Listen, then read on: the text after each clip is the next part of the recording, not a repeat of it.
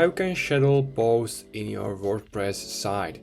So firstly, open your WordPress admin, and once you are here on the left, we want to enter posts section. So click here, and now we want to create a post. So simply you can click add post button, and it's gonna open you a new post based on the builder you are using. This is the WordPress builder.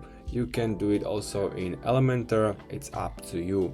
If you are using this WordPress builder, you can create a post here, and once you have your post ready, you want to schedule it. On the right is the publish section.